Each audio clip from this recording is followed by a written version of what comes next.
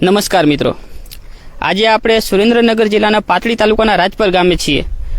અત્યારે આપણે જે સમસ્યાઓ જોઈ, ઘણી બધી વૈકલ્પિક સમસ્યાઓ જે ઉદ્ભવતી હોય છે, એમાં અત્યારે મેઇન સમસ્યા ખેડૂતની છે. ખેડૂત એટલે જે જગતનો તાત કહેવામાં આવે છે, એ અત્યારે હરેક જગ્યાએ હેરાન પરેશાન છે.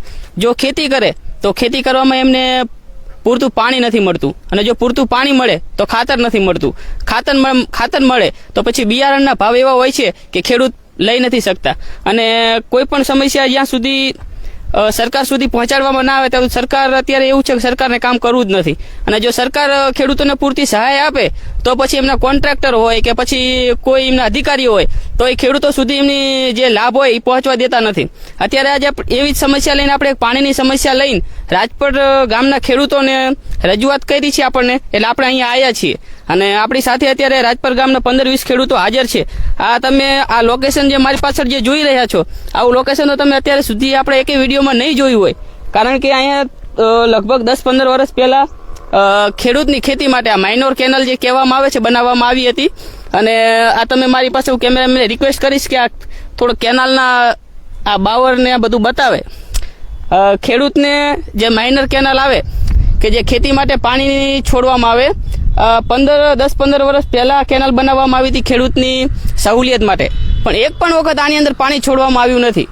હવે આપણને ખેડૂતોએ બતાવ્યું કે આગળ કેનાલમાં જ્યાં પાણી છોડવામાં આવ્યું છે તો અડધે સુધી પાણી પહોંચે છે, તો અડધે સુધી નથી પહોંચતું.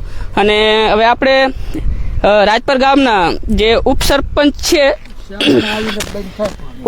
છે આપણે એમની સાથે પણ થોડીક વાતચીત કરીએ કે એમનું શું કહેવાનું છે. સરપંચ સાહેબ, પહેલા તમારું નામ અને આનું થોડુંક લોકેશન આપી દેજો.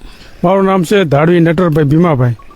જેથી 10 થી 15 વર્ષથી આ કેનાલ બની છે ત્યારથી અમે પાણી જોયું નથી. આમાં પાણી આગળથી તો ચાલુ છે પણ આગળથી આવવા દેતા નથી, અને ખેડૂતોને બહુ છે તકલીફ છે.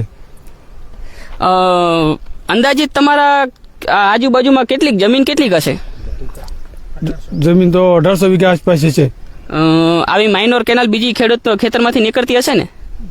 બીજી એક જ છે આ રહી. તો તમારે બીજો કોઈ સ્ત્રોત ખરો કે તમે બીજેથી પાણી ખેતરને પાણી તો જોઈએ ને, તો પાણી ક્યાંથી પૂરું કરો? પાણી અમારે ખારી છે, એને ખારી કહેવાય છે, ગટર. ચોમાસું પાણી ભર્યું હતું, એમાં કોઈ ખેડૂએ પાણી લીધું ને અત્યારે હાલ પાણી ખેડૂને મળે એવું છે જ નહીં. ચારે કોરા ગમે ત્યાં જાય તો ખેડૂને ટીપું પાણી મળે એવું નહીં. અને નર્મદાવાળા સાહેબોને કીધું પણ એ બધા બિલ્લી ભગત છે કે ફોન કર્યું તો કાલે મેં 10 ફોન કર્યા કે હા તમારે સાંજે પોકી જાય કે તમારે 2 વાગ્યા પોકી જાય, એમ કરીને આજના 2 વાગ્યા. તોય જો હાલ પાણી રાત પર ના કુદી આવ્યું નહીં. અને જંગલ કટીમાં એવું હતું કે જેથી પાણી કુદી જંગીમાં ના આવ્યું, અહીંયા જંગલ કટી કપાવતા હતા. અને પાણી હાલ જરૂરી છે, અહીંયા પાણી આવ્યું નહીં. અહીંયા જંગલ કટીનું બહુ બેગત કામ છે, અને હાલ જૂની બેકારમાં પડી અહીંયા બાવળ મોટા ઊભા છે. આપણે જ્યારે અહીંયા આવ્યા તો આપણે જોયું કે આની આગળ જે આપણે પડાણા સીમ, પડાણાની સીમ અંદર પાણી અત્યારે ચાલુ જ છે ને આવે છે. અને કેનાલ અંદર ઉપર આપણે જે રસ્તો કરવામાં આવે એટલે આ માટી નાખીને આવી રીતે બુરી દેવામાં આવે કેનાલ, અને આગળ પાણી કેનાલમાં ચાલુ કરી દેવામાં આવે. હવે આ કેનાલમાં વચ્ચે આ માટી પડી હોય એટલે એનાથી આ બાજુ તો પાણી આવવાનું જ નથી. પછી થોડું ઉપર ખોદી અને પાણી આ બાજુ મોકલવામાં આવે. હવે આ કેનાલમાં કે પાણી પહોંચી જશે, પણ તમે મારી પાછળ જે તમે જોઈ રહ્યા છો આ બાવરો, આ કેટલા અને થડ જ એમ કહે રહ્યા કે વર્ષોથી આ બાવર કાપવામાં નથી આવ્યા. તો દર વર્ષે જે ખેડૂતોને સિંચાઈ માટે પાણી છોડવામાં આવી પહેલા જંગલ કટિંગ કરાવવામાં આવે છે. તો તમારે એક વખત તમે જોયું નજરે કે કાલે આયા મજૂર ને મેં કીધું ભાઈ અમારે હાલ જરૂર છે, અહીંયા તમે જંગલ કટિંગ કરો અને આ પડતર પડી છે, કોઈ દી પાણી ના આવ્યું તમે અહીંયા મજૂર કામ કરો તો કોઈ મતલબ નહીં. અને લગભગ કોઈ દી જંગીમાં હજુ આ બની તેદુનું કોઈ દી જીસીબી માણસ કામ એને કરાયું, અને નથી કોઈ દી રિપેરિંગ કામ થયું. તેમ જાઉં અહીંયા ઠેરે તૂટલી છે, જાઉં અહીંયા ફાંકા છે. અને ખેડૂત અત્યારે કામ કરે કે જાતે અહીંયા પાણીમાં અહીંયા દોડે, દાડાનું કામ કરે, જો દાડાનું પાણી લાવે તો રાતે પાણી પાવાનું, જો રાતનું પાણી છૂટ્યું રાતે બચારા ખેડૂત બધા રાતે પાણીમાં અહીંયા દોડે. તમે આની રજૂઆત એક વખત મામલતદાર કે પછી કોઈ ઉચ્ચ અધિકારીને આની રજૂઆત તમે કરેલી ખરી? રજૂઆત કરેલી. સુતાર સાહેબ હતા, એમને કેટલી દાને મેં લખાણ કરીને અમારી પંચાયતનું લખાણ કરીને આપ્યું. કાં તો નર્મદા તમારી હે ફેંદી નાખો તો ખેડૂતને કોઈને પાણીની આશા રહે નહીં, એવી રજૂઆત અમે 2-4 દાન કોપી કરેલી છે. સુતાર સાહેબ અત્યારે હાલ બેન છે એટલે અમે બેનને કહી ના શકવી એટલે અમે ખન્ના સાહેબ છે ખન્ના સાહેબને રિંગ કરવી પણ ખન્ના સાહેબ એમ કે હું જોવા આવું 4 દાડીને અમને લડાવે પણ કોઈ દી હજુ અહીંયા આવ્યા નથી. હાલે કોઈ દી અમે અહીં કેવી તો અહીંયા આંટો મારવા ના આવતા. અત્યારે ખેડૂતનું કેવું પરિસ્થિતિ છે. પર ગામની કોઈ એમને પડી જ નથી પહેલા પ્રથમ તો બરાબર. આ 15 વર્ષથી કેનાલ બનાવી 15 વર્ષથી આ કોઈ પાણી આવ્યું જ નથી આજ સુધી બરાબર. પછી આગળના ગામો આ બધા લોકો પાણી માટે જાય તો આગળના ગામો કોઈ પાણી આઈને આવવા દેતા નથી. એ કોઈ હલ કરતું જ નથી આ સમસ્યા. આપણી સાથે ગામના બીજા પણ લોકો છે, આપણે એમની સાથે પણ થોડીક વાતચીત કરીએ. શું નામ ભાઈ તમારું? મારું નામ ચેતનભાઈ છે. આજથી 15 વર્ષ પહેલાં નર્મદા બનેલી કેનાલ, એટલે આમાં પાણી અમને જોવા મળ્યું નથી. અમે ધારાસભ્યને મોટા અધિકારીઓને પણ અપીલ કર્યા છતાં પણ આમાં પાણી નથી આવ્યું. આમાં વાંક કોનો કહેવાય કે આ જે મોટા અધિકારીઓ પૈસા ખાય છે, જંગલ કટ્ટી કપાવે છે, પણ પાણી તોય છતાં પાણી નથી આવતું. આ એની માટે અમે બધા ભેગા થયેલા છીએ, ગામજનો બધાય. અને અત્યારે જોઈ લો, આ રજૂઆત અમે કરેલી અને આ મીડિયા સાથે અમે બધા ઉભેલા છીએ. એની રજૂઆત કરી છીએ અમે. તો હવે તમને જો આ વસ્તુનું સમાધાન ના મળે તો પછી હવે તમારે આગળ શું કરવાનો ઈરાદો?